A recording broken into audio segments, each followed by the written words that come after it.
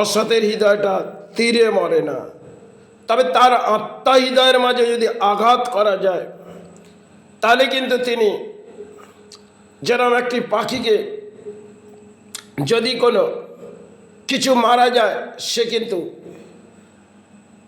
সে আঘাতকে মাটিতে লুটিয়ে পড়ে। সেরম আমাদের মনুষ্য জন্মে কলিযুগে আমরা অসৎ বলির মাঝে হয়তো এসে গেছি। আর এই কলিযুগের ব্রহ্মাণ্ডের একটা খেলা, সেখানে অসৎ কর্মটাকে আমরা সৎ কর্ম ভেবে করে বসি।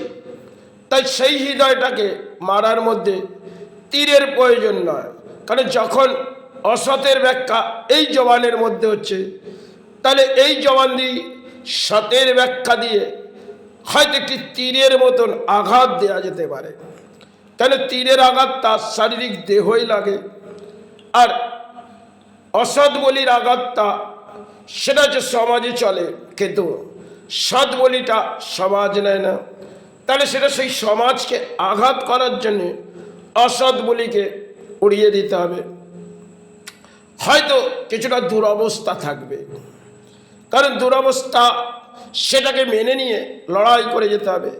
কারণ তীরের কলিযুগে তো তীরের লড়াই হয় না, হয়তো গোলা বারুদের লড়াই, আর সে লড়াই হয়তো সমাজে কখনো আমরা দেখি।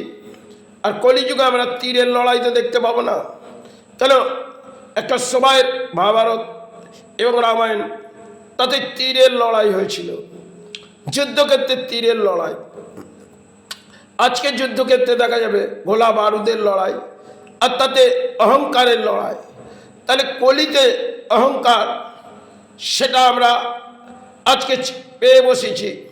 তাই কলির অহংকার, যে কলির রাজ্যে প্রবেশ করে আমাদের দেহের মধ্যে একটা অহংকার সৃষ্টি হয়। এই নাভি থেকে যেন একটি ক্রিয়া বেরোচ্ছে, সেটা হচ্ছে অসৎ ক্রিয়া, আর একটি নাভি থেকে বেরোচ্ছে সৎ ক্রিয়া। তাহলে যখন সৎ ক্রিয়া বেরোচ্ছে, সেটা কিন্তু বহু অসৎ কর্মের বলিটাকে যে সমাজ আবড়াচ্ছে, সেটাকে তীরের মতন লড়াই করে এই অসতের বলিগুলোকে ভেঙে দিতে হবে। কারণ সতের বলি এই কলির রাজ্যে করলে কিন্তু কলি হয়তো তাকে দণ্ড দিল, কিন্তু আবার কলি তাকে এটাই ব্যাখ্যা দেবে যে দণ্ড যখন দিয়েছি তুমি মাথা পেতে নিয়েছো, তাহলে লড়াইটা তুমিই করো। তাহলে সমাজ তোমায় দণ্ড দিয়েছে আর আমিও তোমায় দণ্ড দিই, তবে এটা জবানের মধ্যে তুমি লড়াইটা করো। তীরের মাঝে তো এই কলিযুগে তোমার লড়াই হবে না। আর অসৎ বলির লড়াইটা সেটা হয়তো সতের মাঝ দিয়ে তোমায় করে যেতে হবে। আর তীরের মাঝে তো লড়াইটা সবাই হয়েছিল। তাই আমার রামায়ণ মহাভারতে এগুলো একটি সময় তীরের মাঝে লড়াই হয়েছিল। আজকে আমাদের বলির মাঝে লড়াই হয়ে আমরা সফল ভাবি, কিন্তু ব্রহ্মাণ্ডের লড়াইটা তীরের মাঝ দিয়ে আমাদের বুঝিয়ে গেল।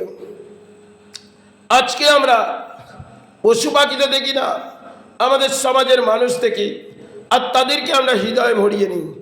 একটা সময় পশুর ডাকে আমাদের ঘুম ভাঙতো, আর পশু আমাদের কিছু বুঝিয়ে দিত। আজকে সমাজের মানুষ আমাদের কিছু বুঝিয়ে দেয়, তাদের হৃদয়টা যেন বেড়ে গেছে। কারণ ধর্মের হৃদয় নয়, অধর্মের হৃদয়, তাই তারা বেড়ে গেছে। তাই ধর্মের হৃদয় দিয়ে তাকে ভেঙে দাও। এতে হয়তো সমাজ নাও মেনে নিতে পারে, কারণ সমাজের যা দুরবস্থা সেটা তো সমাজ বোঝে। কেন? সমাজে একটা জিনিস, বর্তমান সময় যেটা চলছে সেটা একটা আবেগ, আর এই আবেগগুলো ভেঙে দাও। সেটা হচ্ছে সৎ ব্যাখ্যা, এই সমাজ নেবে না। তবে অসৎ ব্যাখ্যা যদি নেয়, সেই আবেগটাকে চালাও। সতের আবেগ একটা সময় সমাজকে মেনে নিতে হবে।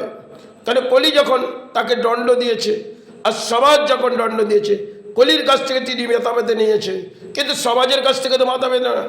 সমাজকে দণ্ড কিছু দেখিয়ে দেবে, আর কলি তাকে দিয়েই করাবে।